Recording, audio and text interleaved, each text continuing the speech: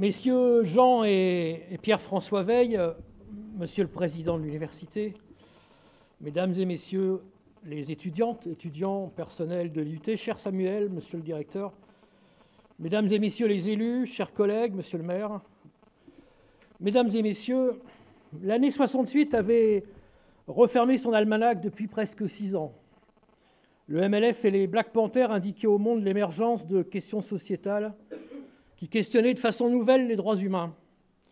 L'ordre du monde au plan international avec l'émergence du tiers-monde, la scission du mouvement communiste international et l'affirmation de nouvelles luttes en étaient bousculées. Les questions morales, de libertés individuelles et de respect de la personne posaient de façon neuve les exigences de libération, de la contestation des dominations et du droit de chacune et chacun et de chaque peuple à vivre comme il l'avait choisi. Ni l'Europe, naissante en tant que force géopolitique, ni la France, engagée dans l'après-gaullisme, n'ont échappé à ce vent de liberté qui a permis à plus d'un Yukong de déplacer les montagnes.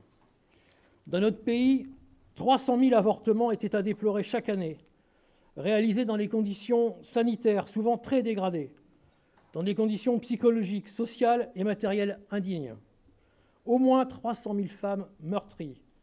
Les groupes du MLF portaient de façon souvent vive le débat et l'action sur la place publique, et notre ami universitaire nous l'a rappelé tout à l'heure. Le mouvement français pour le planning familial déployait son activité après la loi Neuwirth légalisant la contraception, votée en 1967 et difficilement appliquée depuis.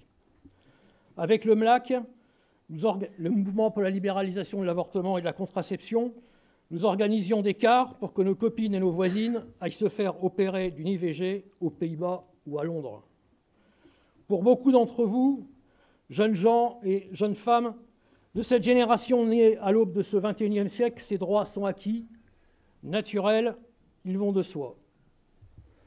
Et pourtant, il y a moins de centres de planification, moins de centres d'IVG aujourd'hui qu'au début des années 2000. Et pourtant, Hajar Reissouni, jeune journaliste marocaine, a été jugée pour avortement. Et je me félicite que le roi du Maroc vienne de la gracier ainsi que son conjoint et son gynécologue. Et pourtant, l'avortement reste illégal dans la moitié des pays du monde.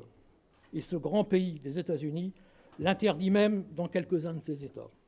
Et pourtant, le corps des femmes reste un objet parfois, un tabou, souvent, en pointant le problème que la contraception même posait à certains hommes.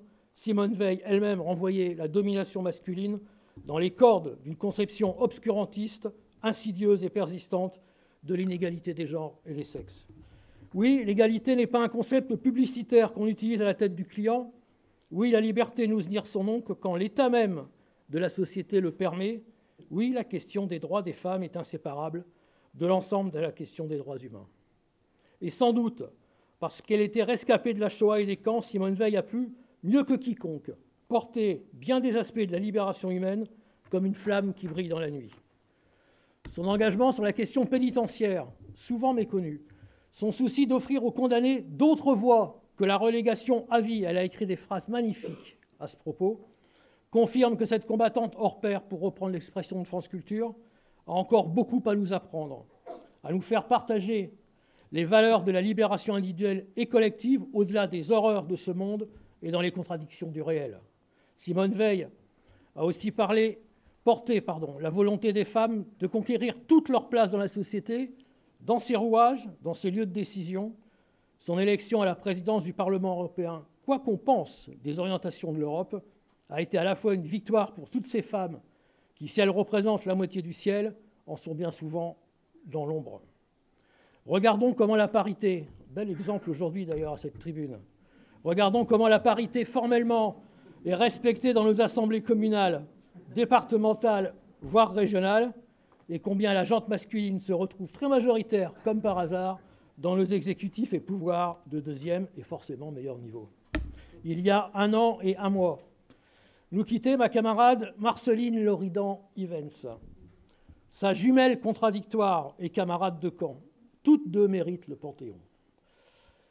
Marceline Loridan était vraiment ma camarade, et je le dis avec une certaine émotion. Notre plus grand respect est mérité par ces deux femmes, en ces temps où le bruit des bottes n'arrive pas à cacher les plaintes des horreurs quotidiennes et des terreurs tolérées, Ces rappels à notre mémoire ne nous incitent-ils pas à viser le cœur des contradictions et pas leurs oripeaux?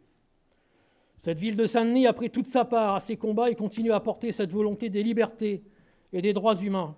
La question de l'égalité femmes-hommes, à laquelle nous sommes si sensibles dans cette IUT, ne relève pas du gadget.